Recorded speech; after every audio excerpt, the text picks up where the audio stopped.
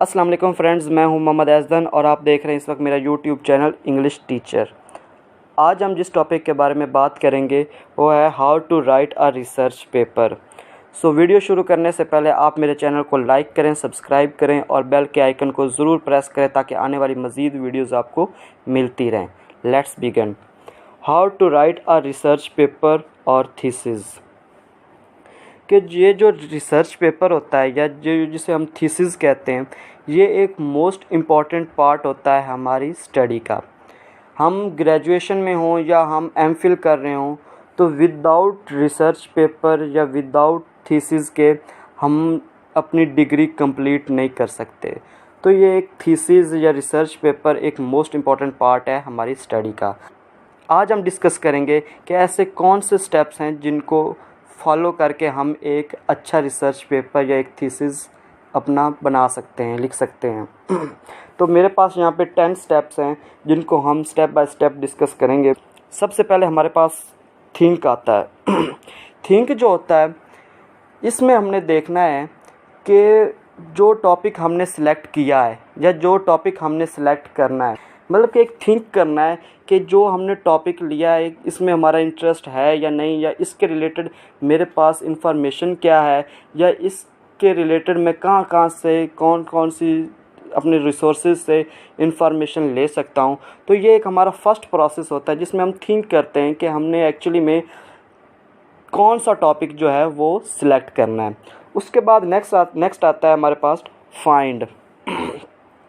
Find ये होता है कि जब हमने कोई टॉपिक सिलेक्ट कर लिया, ठीक है, उसके बाद हमने उसके रिलेटेड इंफॉर्मेशन लेना स्टार्ट कर देनी है।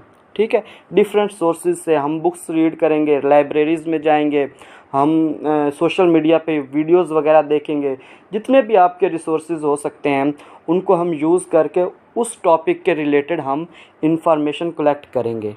ठीक है, तो ये होता है हमारा फाइंडिंग कि हमने टॉपिक के रिलेटेड इंफॉर्मेशन जो है वो गेन करनी है, वो कलेक्ट करनी है। ठीक, उसके बाद हमारे पास आता है रीड, कि जब हमने टॉपिक सेलेक्ट कर लिया, उसके रिलेटेड इंफॉर्मेशन हमने ले ली, अब हमने उस इंफॉर्मेशन को हमने रीड करना है कि हमने उसको रीड अगेन एंड अगेन और ज़्यादा, और कुछ जो इंफॉर्मेशंस होंगी उनको हमने नोट्स बनाए होंगे और कुछ इन्फॉर्मेशन हम और ज़्यादा गेन करेंगे और ज़्यादा लेंगे कि उस टॉपिक के रिलेटेड, और बार बार उस इन्फॉर्मेशन को हम रीड करेंगे। ठीक है, तो ये हमारी रीड होता है।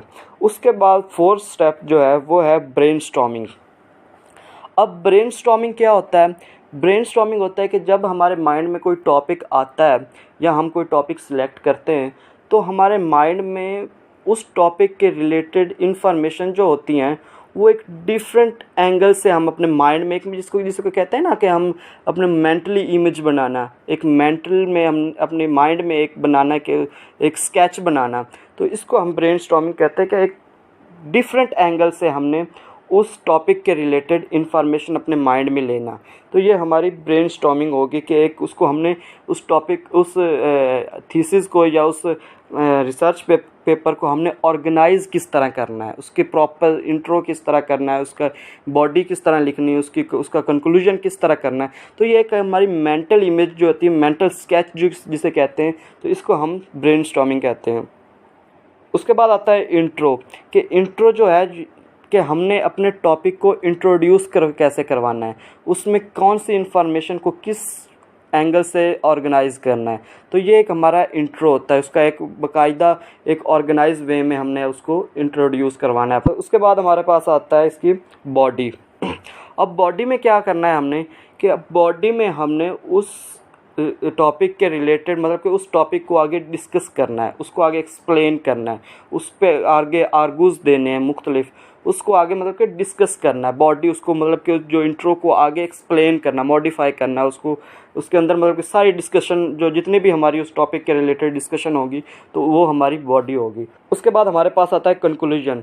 कंक्लूजन में हमने क्या करना है कि हमने एक प्रॉपर ऑर्गेनाइज वे में अपने टॉपिक को सम अप करना है। उसके बाद हमारे पास आता है रेफरेंस। अब रेफरेंस जो क्या होता है कि हमने जब मतलब कि टॉपिक लिया, उसके रिलेटेड इंफॉर्मेशन गेन की, कलेक्ट की, तो अब हमने वो कोई अगर हमने कोटेशन देखी है, कोई अगर हमने किसी राइटर की स्टेटमेंट देखी है, कोई उसमें कोई लाइंस लिखी हैं किसी राइटर की, तो हम जितनी भी वो इन्फॉर्मेशन होंगी, जो हमने इन्फॉर्मेशन ली है डिफरेंट सोर्स से, उस सोर्स का यहाँ पे रेफरेंस देना है कि हमने ये इन्फॉर्मेशन कौन कौन सी वेबसाइट, कौन कौन से चैनल्स या कौन कौन सी बुक से हमने ये इन्फॉर्मेशन कलेक्ट करके हमने ये अपना थीसिस लिखा है। उसके बाद आ जाता है इसका प्लेजरिज्म। प्लेजरिज्म में आपको पता है जिस तरह एक सॉफ्टवेयर है जिसमें हम अपने थीसिस या हम अपने रिसर्च पेपर को में देखते हैं कि इसमें हमने कितना ज़्यादा मतलब कि इन्फॉर्मेशन अपनी लिखी है या हमने किसी राइटर को उसको कॉपी किया है या किस तरह। तो एक प्लेजरिज्म जो होता है वो हम चेक करते हैं कि हमने उसमें अपनी सारी अपने टॉपिक को अपने एंगल से इंट्रोड्यूस करवाने की कोशिश की है, ना कि किसी और राइटर की सारी वो उसको यहाँ पे कॉपी पेस्ट किया है। उसके बाद लास्ट पे हमारे पास आता है ग्रामेटिकली में हम देखते हैं कि उसके अंदर कोई पंक्चुएशंस वगैरह की कोई मिस्टेक्स ना हो, कोई स्पेलिंग्स वगैरह, कोई सेंटेंस टेंस वगैरह के, कोई स्ट्रक्चर वगैरह के, इस तरह की कोई मतलब कि मिस्टेक ना हो। तो हम उसको इस तरह की अगर कोई मिस्टेक आती हैं तो वो हम ठीक है उसको मतलब कि ठीक करेक्ट करना। तो ये था हमारा आज का टॉपिक। ये जो है ये हमने जो 10 स्टेप यहाँ पे डिस्कस किए हैं, ये एक हम इसको कह सकते हैं कि हमने एक ग्राउंड तैयार किया है एक रिसर्च पेपर के लिए। इंशाल्लाह नेक्स्ट वीडियो में हम बाकायदा एक रिसर्च पेपर या थीसिस का आप स्ट्रक्चर जो है वो यहाँ पे हम डिस्कस करेंगे। तब तक के लिए मुझे दे इजाज़त। अल्लाह हाफिज़।